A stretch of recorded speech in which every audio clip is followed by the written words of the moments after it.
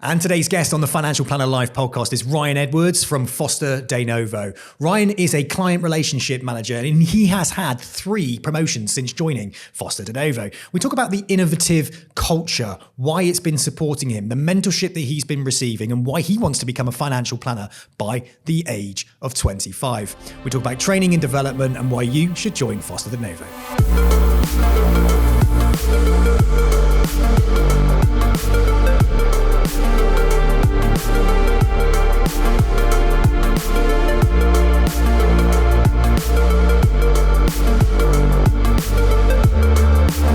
Ryan, thank you so much for joining me today on the Financial Planner Life podcast. How are you? Yeah, very well, thanks, Sam. Very much indeed. Good man. Well, it's part of the Foster Denovo special, so it's really pleased to have you here today. You're going to tell us a little bit about your career journey and what you've experienced whilst working for Foster Denovo. So just briefly, first of all, can you give us a bit of an introduction as to who you are and what you're currently doing? Yeah, absolutely. My name is Ryan Edwards. I'm 23 years old. I'm a client relationship manager at Foster Denovo. Been with FD since August 2021. Love my time here. Got to say, very lucky to have fell on my feet here. In as many years, I've had as many promotions. Sort of carried on going very well here through sort of mentorship. Had a great support network around me, which has led to the successes I've had here. Very fortunate, and yeah, love my time at FD. I'm a big advocate, I've got to say. Oh, fantastic! That's what we're here to find out today. What it's like to work for Foster Denovo. Brilliant. So 3 promotions since you've been here as well. It is a company that does promote people. There's loads of career opportunities. That's something that I've picked up since doing the podcast partnership. So that's really great. But let's just take a step back. Let's work out a little bit about how you got into the profession, because you didn't sort of set out, did you, to become an employee within a financial planning business? So how did you end up getting to this point? How did you start out in the profession? Yeah, absolutely. So I've got a good comparison with my father. My dad, he works in construction, so I knew sort of going from an early age that I didn't want to be on a site. I've had a few sort of times with him, realised that wasn't for me. In a comparison to my grandfather, he always wanted, he's got a saying, he said he wants his desk, his phone and his pen, and I knew that was sort of the career that I wanted to go down. In terms of how I got into the profession, I went to 6th form, scored well in A-levels, had the option and weigh up between university and an apprenticeship, and ended up going down the route of an apprenticeship with another firm. Ended up having an investment operations certificate apprenticeship, which is a very sort of back office focused apprenticeship. During my time there, sort of day to day, I was on the phone dealing with sort of different advisors, clients, power planners, back office administrators. And that was my sort of exposure into financial planning as a whole. I knew during that time, during that apprenticeship, that I was, to me, feel like I was on the wrong side of the phones. I wanted to be on the other side and have that sort of client focus. I've always been better sort of speaking to people than anything along those lines. So yeah, that was sort of the entry point into there. It was through the apprenticeship, and then through there I was fortunate enough to have landed a position within FD. Fantastic. So let's just have a quick look at this apprenticeship versus going to university, because it's a really interesting subject, isn't it? Because there's the getting exposure within a company, doing a job on a day-to-day basis, or there's going to university, getting your qualifications, then leaving university and getting a job. And often what you find is people tend to go in at the same jobs, but someone just takes 4 years of university to get there instead and might well get into some debt. Absolutely. What's your thoughts about apprenticeships then, having gone through it yourself and choosing that over, say, the university route? Yeah, definitely. So one sort of comment that gets thrown around quite a lot, especially sort of news and things like that, is the idea of learning and earning. I'm a very big advocate of apprenticeships, as you can imagine. I'm quite biased in that argument. I've got a wonderful friend group around me, many of whom went to university and have now come out in these junior roles. And I look at myself as a comparison. I have pushed along the line quite a way, as opposed to when I would have been sort of entering the job market, leaving university. In terms of how that's put me instead with FD, like I say, I've had a few internal promotions during that time as opposed to having an entry-level role. And that apprenticeship did sort of open the doors for me within FD. Because the apprenticeship wasn't with Foster Denovo, right? The apprenticeship wasn't within FD, but that's how I landed my position with FD. It was the sort of opener of the doors, so to speak, and it got me my ticket on the train to London, so to speak. Fantastic. So when you joined Foster Denovo, how did you end up landing that job? So that come around through a LinkedIn message. It was a recruiter who worked within FD, reached out. I think I might have spoken to him on the phone or spoken to them on the phone a few times. And yeah, that's how it landed. Was a sort of a telephone interview. After that was an in-person interview. I think it was still sort of during COVID times. I think a lot of people were still working from home. So a very sort of timid, nervous Ryan into the Zoom call and went from there. But yeah, that's how I landed that. You mentioned when you were in that apprenticeship role that you were kind of like the other side of the fence or the other side of the phone, as you put it. So for you knew quite early on that you wanted to be more client facing. Is that right? Yeah, absolutely. So the analogy I use is, like I say, I was on the phone sort of day to day speaking to these advisors, these clients, and seeing the things that would happen. You know, I used to see these 6-7 figure sort of sums come in across and dealing with them and making sure they're invested correctly on the other end. And I thought, actually, you know, that to me sounds incredibly interesting. So that was where I knew I sort of wanted to focus my time towards and push to get on the other end of the phone. I've always had that ambition to sort of be where that was. So that was sort of steadfast all the way back in that apprenticeship. And I've been given the opportunity, and now I'm doing the role with NFD. Fantastic. I always think it's really important, though, to get that entry level experience, to see what it's like behind the scenes, to understand what the administrative side of a role actually is. So you can look back on it and understand what people do in specific roles and just really how a business actually works. So I think getting in at the grassroots level is very, very important. I know Foster Denovo are so good at bringing on juniors and progressing them through the business. They have a really clear, structured career framework. Definitely. And I mean, how long have you been here for now? So yeah, as I mentioned, sort of started in August 2021, came in as the junior, or the most junior role, I should say. It's a client experience administrator, which is the CEA. That's the junior role. So those sort of responsibilities are literally just about getting your industry knowledge up, your product knowledge aware. Building that sort of steadfast knowledge up. And then once you have your framework, you can then progress up to being a client experience executive. That's a sort of a role where you then have responsibilities. Advisors would be your port of call. You are solely the point of contact for that advisor. But the responsibilities are still junior. You are still processing applications. There's not much client involvement there. That is like it is still a sort of a junior role, so to speak. From that point onwards, you then have a senior client experience executive. That's when you start potentially having a little bit more client involvement, depending on how your relationship with that advisor is. And then from sort of two steadfasts there, you can kind of go from one of two options. You then go into the sort of back office route, practice manager, client relationship manager, or sort of practice manager and client relationship manager, just to correct myself there. So those are your two options there. And then in an alternate manner, you have the idea of going towards sort of power planning routes, the idea of becoming an advisor, which is the route that I'm taking. So there's many avenues that are provided through FD. And as long as you do wish to pursue one, Foster Denovo will be behind you, supporting you there. Fantastic. So did you know much about the financial planning profession as a career? So truth be told, no. I did sort of stumble into the career, so to speak. I've always known sort of when I was younger that maths were my core focus as opposed to the word side of things. My little brother is the literacy king, so to speak. That's what we refer to him as. He's always been better writing stories, things like that. And I always knew that to me that wasn't where I was going down. So yeah, maths based was always going to be the path for me. A few work experience placements. I had sort of work experience in London Metal Exchange when I was younger. I was fortunate enough to be provided that for a family friend. So I had sort of exposure in a London-based environment. I knew that environment was for me. So as soon as I saw this junior role available to me and it was provided for me through FD, I took it and jumped it with both hands. Fantastic.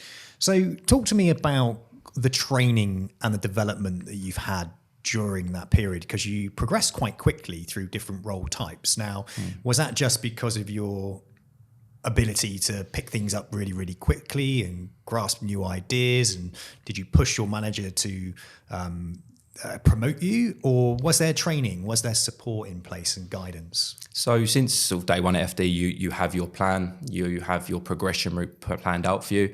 And we're not talking like a 3 or 4 or 5 year progression plan. This is where you are going to be in a year's time. So I had my framework set out quite clearly from day dot. I have, like I mentioned, started as a client experience administrator, the CEA role. I knew straight away that the progression route to client experience executive and the framework was there that I needed to achieve in order to get there.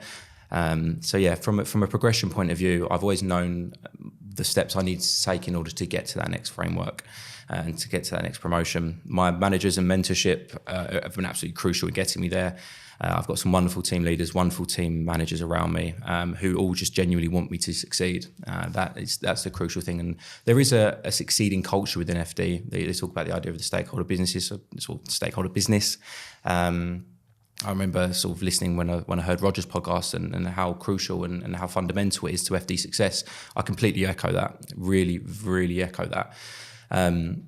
I felt very much a part of the FD culture, the FD family that it's referred to. And I know that term is thrown around, especially when you have these sort of corporations, but definitely so. Where we are sort of that medium-sized firm, there is still that approach to it. I mean, I see Roger most days when I'm in the office. I see Helen most days. Helen are these senior leadership roles within FD. We are all as one, and it is treated like a team, and that is sort of one of the key crucial parts of FD, which is wonderful. Fantastic. Well, that's always good to have that leadership team around you, inspiring, and also being there, open, being able to answer any questions and showing a keen interest in you as a person as well and in your career. Definitely. Always feels like you're kind of valued, you know, that stakeholder element of it as well, like knowing that the performance of the business, you're going to be rewarded for that performance. Definitely. Also as well. Also looking to the left and looking to the right and seeing people that are actually progressing. You know, it can be very stagnant sometimes, and historically within financial planning, it's like you're an administrator, you stay there. Definitely. You know, you're a paraplanner, stay in your lane. When you've got these companies that are growing, and especially with the Crestline investment here at Foster Denovo, it's massively sort of injecting a culture of innovation and growth. And the stories I'm hearing about people like moving up into different role types or moving across even. I've got somebody on podcast this afternoon who's a change manager. Yes. You know, you don't get many change and project managers within the financial planning firms. So it's interesting to hear about all these different types of roles and also just that people aren't pigeonholed into it. I also think it's really, really important that young people are inspired to want to become a financial planner. Definitely. Historically, it's like you haven't got enough grey hair to be a financial advisor. Yeah. You stay to doing the administration, and when you're older, you can be a financial planner. How have you felt? Have you felt sort of victimized at all by being a younger guy, knowing that deep down you want to become a financial planner, or have you been inspired by those around you? Yeah, so in terms of the idea of a grey-haired financial advisor, yeah, absolutely. That is sort of the key component, isn't it? You look at a financial advisor, you close your eyes, you imagine one, yeah, they got grey hair. I think the average age, we're looking sort of past 55 now. I'm an avid reader of the FT Advisor. Had a wonderful article the other day looking at the idea of the advice gap, the difference between the age of the financial advisors and how the age of them are sort of increasing as time's going on. I think off the top of my head, there's only 180 odd advisors under the age of 25 in the UK, which is a very small number. The elusive club I'm trying to get into, so to speak. But yeah, like I say, you close your eyes, you imagine this older advisor. The idea of FD, fostering talent within FD and moving people forward. I have many sort of examples I can give of friends who are in the similar roles to me that are progression. I mean, Josh Sladden, one clear example, a very, very good friend of mine. He's qualified within the space of the last sort of 18 months. Started off as a very junior role. He had a different career path, had that change of heart to come over to financial planning, and is now progressing and will be taking up an advisor role sort of later in the year once he qualifies. So it's wonderful. FD really are behind you in that respect, and it's important to get young people into the industry. It's an aging industry, and it's definitely a need or a want to get people into the industry, and hopefully sort of few sort of metrics such as this podcast and getting out there that people will be attracted to it. So you've got aspirations to be one of those these under 25 financial advisors that we have such a rarity of actually having within the profession. So your aspirations and goals are to work towards that. So yeah, in terms of sort of my aspirations, absolutely wish to be a part of that elusive under 25 brigade, I call it. I've passed 2 out of the 6 exams needed to do so through the CII. Have recently sat a third, was unsuccessful, but we'll be resitting that within the next few weeks. And then that way we're halfway done. And like I mentioned, I've just had my 23rd birthday. So yeah, I'm well on my way to hopefully achieving that. And then going from there. In terms of sort of progression after that, obviously I won't be sort of thrown into the world. I'll probably take up an employed role within FD, or potentially sort of a self-employed role and maybe an employed role hybrid mix. But I know whatever I choose to do, I'll have conversations with Helena, I'll have conversations with sort of the senior leadership team, and I know that I'll have the support in order to do what I wish to do, which is wonderful. At the right time. Exactly. You are part of a team in your client relationship manager role where you support an existing financial planner. That's right. Does this financial planner mentor you? Absolutely. The idea of my mentor, her name's Marnell Stafford, very, very proud and pleased to be working with her. She started in a very similar position to myself. She started in a junior administrative role after moving countries. Settled in the UK, and as from there, just gone from strength to strength within Foster Denovo. There's been sort of the Women in Finance series that has recently been put out by FD. She featured in that. She's been invaluable to my progression at FD, and I'm very fortunate enough really to speak and to work for her. I do consider myself fortunate in that respect. She's a wonderful woman, has led me from strength to strength, has been so kind enough to invite me into client meetings, which is very rare, especially in our industry, and for being so young, that she had the trust in me to do that. She's provided me study materials, guides, staying after work, talking me through my exams. She's a wonderful woman, and the idea of mentoring is definitely something that fits within her remit, absolutely. Is it something that you want to do yourself as you sort of progress through the business, give back to other people as they come through? Do you get the opportunity to do that yourself at the moment? So in terms of sort of my role is very much sort of client facing. So in terms of sort of giving back within sort of other administrators, truth be told, many of the advisors do that in any instance. Marnell isn't a rarity in that respect. So I know many advisors who are doing that within the London office. The idea of sort of not only themselves progressing, but then creating roles after their progression. You know, the idea of junior roles, junior advisors all coming through the mix. It is a wonderful time to be a part of FD. It really is. Does she talk to you a little bit about your own progression and how maybe you'll be able to support her further with more client-facing work as you progress through your qualifications as well and become competent? Absolutely. So she's been kind enough to invite me to a few client meetings, and don't get me wrong, I'm nowhere near ready to take on that responsibility. But at some stage I'll be qualified to do so, and I look forward to that stage. But yeah, her input into my career in itself with FD has been invaluable. She really has been the driving force and that fire under my shoes, so to speak, to really push me forward. Very, very lucky to consider her not only a friend, but as the advisor that I work for. No, it's great to hear you got a good, such a solid mentor there. It gives you a real push and a real motivation when you come into work, when somebody's there to be able to guide you and help you, but also pushing that a little bit further. I think being exposed to client meetings is so important. And again, historically, when you speak to administrators, you speak to power planners, and they don't even sit in front of clients. No. It's almost kind of like you sit over there and we'll deal with the client stuff. But I think the more exposure you get, the younger you are, the better you're going to be in the long run. And it keeps you motivated, it keeps you interested. You get to understand the culture of the client, don't you? The type of individual you're dealing with. Start to pick up things on what they're worried about, what they know and what they don't know. Do you sometimes find some of these clients, they either think they know a lot or they don't know a lot? And they keep quiet, and Definitely. You kind of like looking there and thinking, God, at this point, if you ask this type of open question, you're going to get probably quite an emotive answer. So it's quite a nice way to kind of ease you into those client relationships to see exactly how they actually work. Yeah, absolutely. I mean, I can think to give some examples behind that. I mean, as mentioned, been here sort of 3 years. I've had clients that I've administered from start all the way through to now that have had 3 years worth of a review service through Foster Denovo. We had our Quantum Select bases. That was our review service beforehand. Consumer Duty now coming into the forefront after this, and revision of that review service and how that looks like. I've moved and had clients that have gone through that process and that transition. So yeah, some refer to me and come directly to me as opposed to the advisors, which is wonderful. It's an element of trust that I take great pride in, which is great. What about qualifications? What are you doing around that at the moment? In terms of where I currently stand, I'm on my path to becoming qualified. I'm currently studying through the CII in order to get my qualifications. I'm a third of the way there. I have 2 out of the 6 done. I have RO1 and RO5, and I'm currently studying for my RO3. Had to take in that exam, due to resit it very soon. Only failed it by 1, which is very heartbreaking, as you can imagine. I wasn't best pleased when I saw that result. But trials and tribulations, that's all part of the process. Picking myself up, getting back on with it, on the bandwagon, so to speak. Very important just to pick myself up and get cracking with it. It's part of the process, and I look forward to passing that exam, which I will do in a few weeks' time, and then moving on from there. We'll be halfway qualified, and there we are. Are the exams quite challenging? I do find them challenging, yes, and it's more so where the time fits in. There is an element of sacrifice that comes in with having a full-time responsibility during that 9 to 5 hours. And then revising after work. The idea of not going out to the pub, not going out to my mates, not going to play football, and family sacrifices, essentially not going out to these things, and putting myself first and my career first, especially at a young age. And there is some pressure behind not doing that, especially being in a friend group where a few friends have come out of university, not pursuing a further sort of any further education inside of the workplace. They've got their degree, they've got their bit of paper, they're ready to roll. That's not me, unfortunately. I haven't got that luxury. I've still got halfway to go.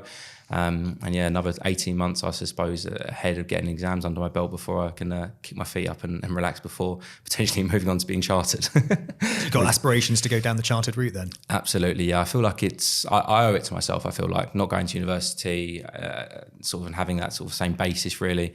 I think being chartered is the sort of highest pat on the back you can give yourself, especially in our industry. Definitely have aspirations of being chartered, especially with an FD.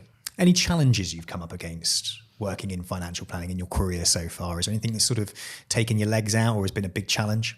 So my sort of jump up between the senior client experience executive role that I was in sort of before the start of this year and the client relationship manager role that I'm currently in, there has been a jump up in responsibility.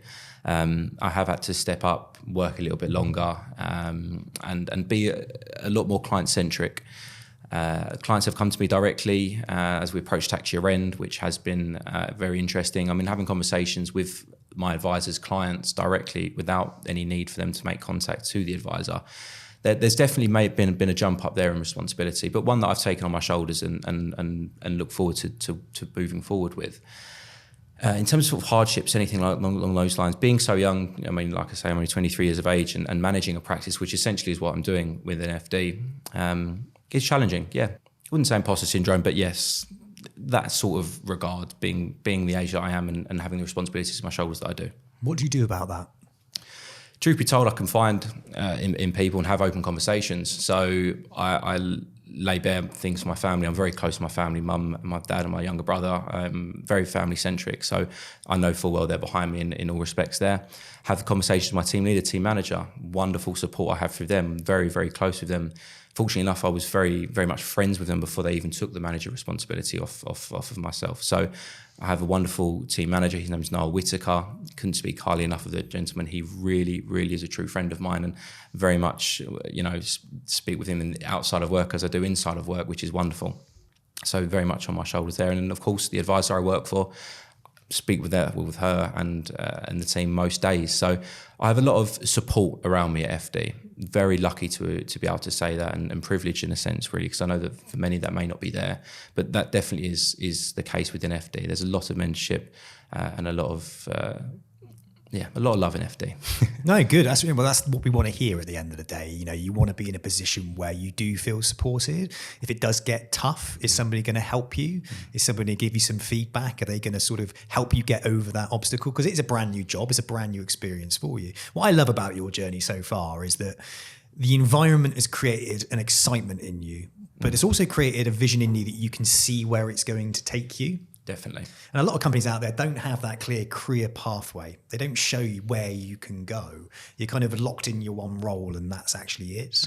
But you do have that clear career path and you've already outlined exactly where you want to go. So you've hanged your hat on being that financial planner then, yeah? That's what you want to do. Absolutely. Just, let's talk about the role of a financial planner then. What does it mean to you? Why is it such a sought after role for someone like yourself? So I'm a very compassionate person, always have been. I'm the man that cries at films. I'm the man that's been through quite a lot of hardship family-wise, especially in my younger years. I've had very much sort of an older head on my shoulders since I was younger. In terms of why I believe I'll be able to pursue this career path and why I think I will do very well inside of it is because it's human. The idea of a financial advisor is a very human role. We're not talking about, a hedge fund or a company. We're talking about sort of numbers on a spreadsheet. This is someone's life savings. This is someone's pension pot. This is their life's work that you are working towards and putting a plan together for. And especially if they're not in the position they want to be in, how we get them there and being able to tell them that they've got there, I think is a wonderful thing to be able to provide to someone. I've been in a few client meetings where we've been able to tell people they're able to retire early in jobs that they don't enjoy doing. What a wonderful thing to be able to tell someone. So yeah, things like that. It brings numbers alive. It makes it human. And I've always sort of pursued a job where not only it can be compassionate, but numbers-based, and financial planning brings together the two. I think we've started to really understand as well the connection between well-being and financial well-being. Absolutely. I think we're not we're not a country that talked about money a lot. I know I certainly didn't grow up talking about money. No one taught me about money, but we have so many emotions that are attached to it and so many beliefs that are attached to it. And I think when you've got somebody who's well educated and understands the system, how it works, how investments work, how pensions work, and being able to articulate that and to be able to educate somebody, I think that's a big part of it now, isn't it? That education, That financial education. And I think being in a role where you can do that in a way that doesn't make someone feel like they're stupid is powerful. Definitely. And being able to update people on a yearly basis as to how it's performing, it kind of takes away that worry, doesn't it, for you as a person? It takes away that worry. I think we've got a sort of a journey to go on to be able to offer that financial education and financial well-being to the wider, community in the whole of the UK. I think there are some people that don't get access to financial advice, purely because they don't earn enough or they don't have enough money. So I think the whole financial coaching and the well-being element is really, really exciting as well. So you see more financial coaches out there, more financial education, more podcasts talking about it, giving people that access to information that they might not have got even in the school curriculum, which is quite sad, isn't it? So yeah, being a sort of school leaver, approaching the workplace, the idea of a salary coming in every single month, what do I do with it? Do I just, spend it on the new game, the new shoes, the new coats? Be a little bit more responsible with your money. It was sort of the idea. And if you haven't got someone, your family members or any mentorship behind you there, it can lead to sort of bad fundamentals and principles building up over time that will just end up compounding. You spend your money now, you're not going to put as much money away for the future, which means you'll have a shortfall when you come to your retirement age. So it's important to be practicing the right principles from young, educating from young, making sure you put yourself in good light, and then it will pay dividends later on in life, definitely so. But you're right in identifying that there definitely is a knowledge gap, especially from a school leaving point of view to maybe I would argue mid-20s. If you can get that part right, you'll set yourself up well for the rest of your life. Yeah, and I think we're entering a pretty exciting time for financial planning and financial advice as a whole. Technology coming in, the ability to be able to offer advice services to everybody in the UK. I think it's a very exciting time. We're going to see more of it. You just know all your mates are going to be knocking on your door asking you for some financial advice. I hope so. Yeah, when you're fully qualified. Okay, tell us a little bit about the future then. What are you looking to do over the next, say, 1, 2, 3, 5 years?